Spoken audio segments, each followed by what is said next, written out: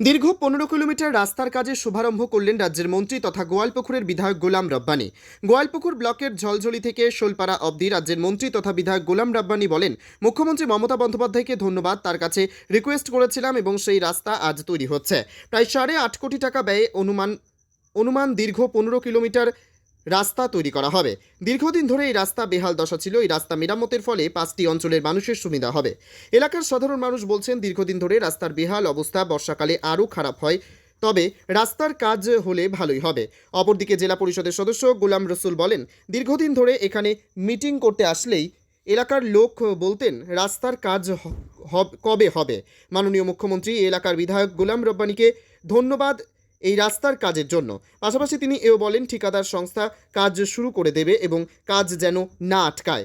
কিছু মাসের মধ্যেই রাস্তা তৈরি হয়ে যাবে, সাধারণ মানুষ উপকৃত হবেন। आज इनॉग्रेशन का डेट यहाँ पर तय किया था, मैं उनका भी शुक्रिया अदा करता हूँ। पहले मैं हमारे ऑनरेबल चीफ मिनिस्टर ममता दीदी का शुक्रिया अदा करते हैं हम लोग कि ये रास्ता बहुत दिन से नहीं हुआ है, लगभग 12-13 साल से रास्ता का बहुत ही दुर्दशा था, खराब था। बार बार अगर मीटिंग करने के लिए आते थे तो मंत्री साहब को हमको यहाँ पर झरवारी चौक में सुनना पड़ता था कि रास्ता कब होगा। तो मंत्री साहब के उद्योग से और हमारे माननीय चीफ मिनिस्टर ममता बनर्जी के अनुप्रेरणा से हम लोगों का रास्ता आज यहाँ पर इनॉग्रेशन हो रहा है। आप लोगों के सामने में एजेंसी का जीसीबी लगा हुआ है और हमारे अहमद रजा ब्लॉक प्रेसिडेंट यहाँ पर बोले कि रास्ता 8-9 महीना के अंदर कंप्लीट होगा। हम लोग एजेंसी को बोल दिए हैं कि रास्ता का काम रुकना नहीं चाहिए। खास करके हमारे 5 अंचल के नेता से मेरा गुजारिश है, हमारे 5 अंचल के प्रधान मेंबर से मेरा गुजारिश है और यहाँ के लोकल लीडर से मेरा गुजारिश है कि काम को रुकना नहीं चाहिए, काम स्पीड में होना चाहिए और काम में कोई किसी तरह का 2 नंबर 3 नंबर नहीं होना चाहिए। काम में एजेंसी को हम लोग बोल देंगे कि काम सही से होना चाहिए, ताकि रास्ता का काम जिस तरह से किशनगंज से आपका विपित हुआ है, ग्वालिन हुआ है, इस तरह का रास्ता काम होना चाहिए, ताकि आदमी इस रास्ता से बहुत आदमी जाते हैं दबीगंज, इस्लामपुर, छोलपड़ा, कि रास्ता मेन रास्ता होता है किशनगंज के बाद और आपका 2 मिनट टू आपका धुंधला। तीसरा नंबर ये रास्ता ये आता है। ये रास्ता 15 किलोमीटर 15.5 किलोमीटर रास्ता है। इस रास्ता को पास कराने में मंत्री साहब कितना परेशान था आप लोग नहीं जानते हैं कि बार बार मंत्री साहब जाकर के कलकत्ता में हमारे ऑनरेबल चीफ मिनिस्टर को बोले हैं कि रास्ता बहुत ही खराब है दीदी, इस रास्ता को अगर हम लोग कर देंगे तो हम लोग ग्वालपुकुर के लिए अच्छा ही होगा।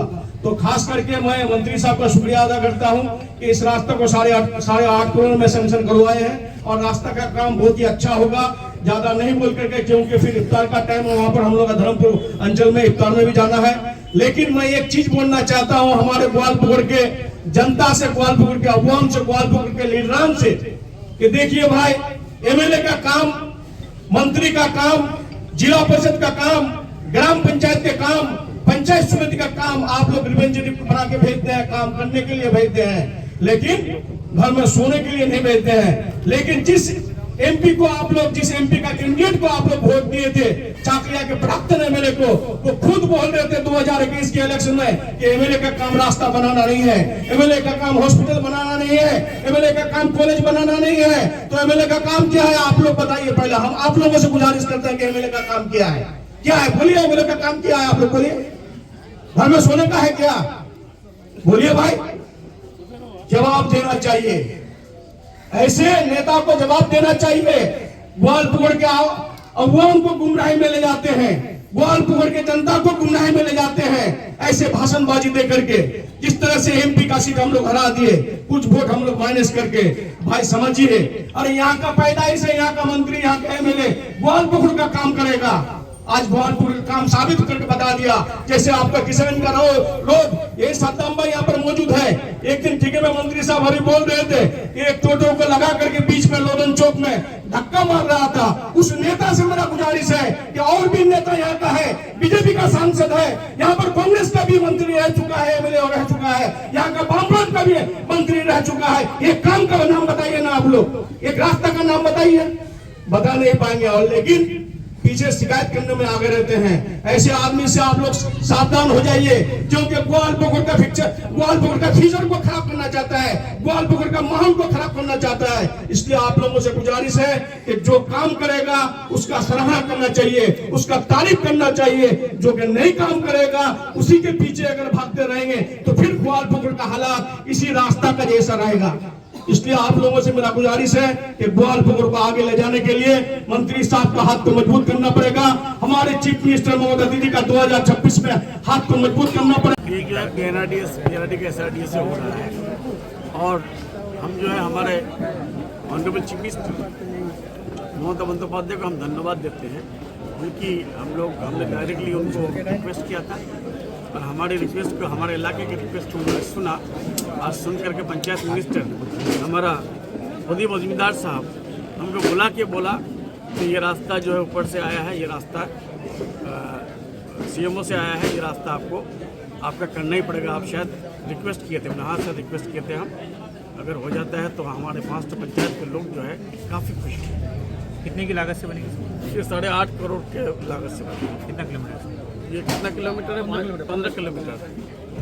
सर, और यहाँ के लोगों को क्या आप भी मैसेज दे रहे थे सर कि जो लोग गद्दार होते हैं उसको लोग याद रखते हैं, क्या मतलब है सर? अरे भाई, जो कोई भी लोग जो है पब्लिक में आपका गुमराही, पब्लिक को मिसलीड, पब्लिक को जो है अपने झूठे भाषणों से, अपने झूठी बातों से उलझाते हैं और सौदाबाजी करते रहते हैं कि हमको कैसे बेनिफिट होगा, हाँ, उसको हमेशा याद रखता है आदमी।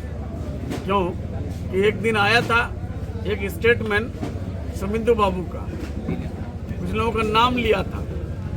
उस दिन जो है सुमिंदु बाबू स्टेट प्रेसिडेंट का नाम नहीं लिया था और बाकी लोगों का नाम नहीं लिया था, वो कुछ मखसूस लोगों का नाम लिया था। इसका मतलब MP इलेक्शन के सामने जो पैसे का लेन देन का बारे में हम लोग सुनते थे, वो शायद उस दिन प्रमाण हो गया। लेन देन अगर हुआ है तो ये तो प्रमाण होगा, और आप लोग मीडिया लोग जाकर पूछिए। हम लोग को तो बार बार पूछते हैं आप लोग। सर, शुभेंदु अधिकारी ने जो कुछ दिन पहले एक बयान दिया कि तृणमूल कांग्रेस के मुस्लिम MP को बाहर निकालेंगे, आपने निंदा प्रस्ताव भी विधानसभा में पेश किया।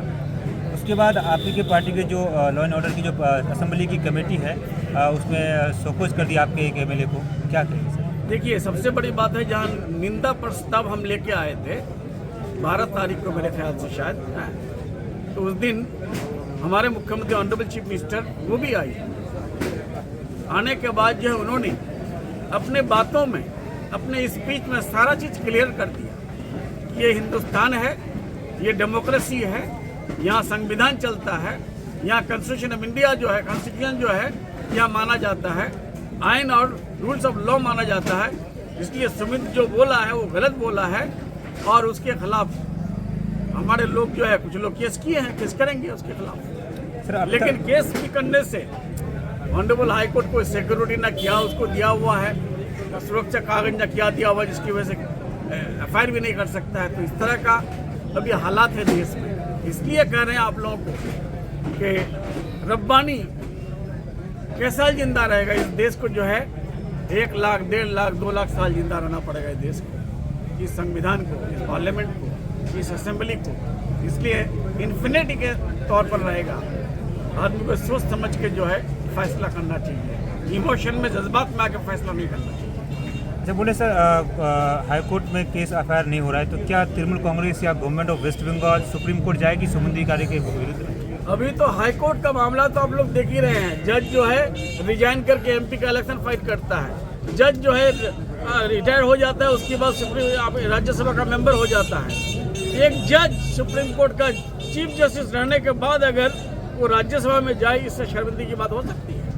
उसके बाद एक जज, सिटिंग जज, वो रिजाइन करके MP का इलेक्शन फाइट कर रहा है। इसका मतलब जितना भी डिसीजन दिया था वो पहले ऑनरेबल हाई कोर्ट से बायस्ड डिसीजन दिए थे। इसलिए अभी इंस्टीट्यूट को, जो इंस्टीट्यूशन है उसको जो है, उस पर यकीन रख करके उसको जो है मजबूत बनाने की जरूरत है। कांग्रेस के नेता का कहना है सर कि ये शोकॉज नोटिस करके जितने भी मुस्लिम MLA हैं उनके मुंह में ताला लगा दिया गया ममता बनर्जी ने, इस मामले को लेकर। उन्होंने पार्टी का डिसिप्लिन को मेंटेन किया है हमारे ऑनरेबल चीफ मिनिस्टर, और जब चीफ मिनिस्टर रब्बानी प्रस्ताव लेके आता है, निंदा प्रस्ताव, सीएम जो है 1 घंटा में सारा चीज क्लियर करती है, उसके बाद भी अगर कोई हमारा एमएलए बोले तो ये अनफॉर्चुनेट है। अच्छा सर, बार बार कांग्रेस के एक नेता हैं जो ममता बनर्जी को आरएसएस का एजेंट कहते हैं सर, इस तरह के नेता के खिलाफ आप कांग्रेस के एक नेता हैं कौन कांग्रेस का नाम? विक्टर नाम क्या है उसका? विक्टर अली इमरान नाम से। अली इमरान नाम से अगर ये बात बोलता है, वो तो खुद तो बीजेपी का एजेंट होके घूम के फिरता है। जो बीजेपी से पैसा डायरेक्टली लिया हो, सुखांत मुजुमदार से और क्या कहते हैं और शुभेंदु अधिकारी से इलेक्शन के टाइम में QR कोड ला के पैसा लिया हो, और उसके बाद जो है हमारे यंग जनरेशन को, हमारे नौजवान लोगों को जो इमोशनल होते हैं, कह दिया कि भाई 10 तो फ्लैक्स बना दो, अपना पिक्चर, अपना फोटो दे देना और हमारा ही फोटो देना, सपोर्ट कर जाओ। वो पैसा क्या किया? QR कोड से पैसा जो मंगाया उसका कोई हिसाब दे पाया अभी तक?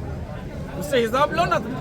আপনি বলতে যাচ্ছেন যে গত যে বিধানসভা ভোট গেল, এই যে লোকসভা ভোট, সেই সময় কি তাহলে এখনো সিটিং আছে, তখনও ছিল, এখনো সিটিং আছে। এখনো সিটিং না হলে 2 দিনের দ্বিতীয় বক্তব্য কি করে হতে পারে? সেজন্য কি তৃণমূল সেখানে হেরে গেছিল? টিএমসি হারার কারণটাই হলো ভোটটা ডিভাইড হয়েছিল। এখানকার লোক বুঝতে পারেনি কি কংগ্রেস জিততে পারবে, কংগ্রেস তো হারবেই, মানে সলিম সব হেরেছে তো ভিক্টরও হারবে। তাও কিন্তু ইমোশনাল ব্ল্যাকমেলিং করে কিছু ভোট কেটে কার্তিক পাল জিতে গেল। বিজেপিকে সুবিধা করে দিচ্ছে। হ্যাঁ, সবসময় বিজেপি করার সুবিধা করে, তো বিজেপির এজেন্ট উনি না অন্য কেউ। এরকম আছে অনেক দিন থেকে, একটু জোরে বলে। অনেক দিন থেকে খারাপ আছে রাস্তা। তো তাও কতদিন হবে? লগভগ 5 সাল হয়ে গেল। 5 সাল হয়ে গেল। আচ্ছা, তো আপনাদের এটাতে মানে সমস্যা কি হয়, অসুবিধা কি হয়? অসুবিধা যাওয়ার বহুত অসুবিধা হয়, গাড়ি ঘোড়া নিয়ে। এই রাস্তাটা দিয়ে মানে কোন দিকে যাওয়া যায়? দেবীগঞ্জ যাওয়া যায়, সোলপাড়া যাওয়া যায়, রাসাপাড়া। তো অনেক মানুষই যাতায়াত করে এই রাস্তা দিয়ে। হ্যাঁ, হ্যাঁ, মোটামুটি কয়টা গ্রাম হবে? এখান থেকে রায়গঞ্জ থেকে ডাইরেক্ট ইসলামপুর যায়। রায়গঞ্জ থেকে ডাইরেক্ট ইসলামপুর। হ্যাঁ, সেই রাস্তাটা ডাইরেক্ট বেরিয়েছে। তো এই রাস্তার তো অবস্থা খুবই খারাপ। খুবই খারাপ এখন অনেক। তো এটা তো ওই আজকে তো এখানটায় এখন শুরু হচ্ছে কাজের ইসে, আজকে থেকে মানে কালকে থেকে হয়তো কাজ শুরু হয়ে যাবে। তো মন্ত্রীও আসছে এখানটায়, মানে কেমন লাগছে কি বলবেন? ভালো তো, মন্ত্রীকে বুলাছে লোকগুলা, তারপরে না হলে রাস্তাটা হলে ভালো হবে কি? ভালো হবে না। হ্যাঁ, একটা ডেলিভারি পেশেন্ট থাকলে তো লেবার মুশকিল হয়ে যায়। একটা বাইপাস রাস্তা আছে, ওইটা দিয়ে নিয়ে যায়। এই রাস্তা দিয়ে যেতে যায় না, তো কবিস্তান আছে না, কবিস্তানের কাছে পেঁয়াজ বকর দিয়ে কাটে তারপরে যেতে হয়। তো আপনার কি নাম? আপনার আমার নাম হলো আঞ্জাদ। এই জায়গাটা কি জায়গা? ঝাড়বাড়ি। এটা তো না হলে বললাম তো, না হলে 6-7 বছর হয়ে গেছে। এরকমই খারাপ? হ্যাঁ, তো এটাতে আপনাদের সমস্যা কি, আমাদের অসুবিধা? খুব সমস্যা, আমরা হাটে ঘাটে যেতে পারি না, কোথাও যেতে পারি না, অসুবিধা হয় খুব। গাড়ি ঘোড়া তো এখানে চলে না, হাটে হাটে যাওয়া আসা করতে হয় আমাদের। এই যে গরুর গাড়ি টাড়ি যাচ্ছে, এইভাবে কি রাস্তা খারাপ হয় আরো বেশি? এই যে অল্প মানে কোনো মতো একটু পাতলা করে ঢালাই দিছিল, তো কোথাও কোনো জায়গা ভাঙিয়ে দিছিল, সেই সব জায়গা ঢালাই দিছে, পুরো রাস্তাটা করেনি।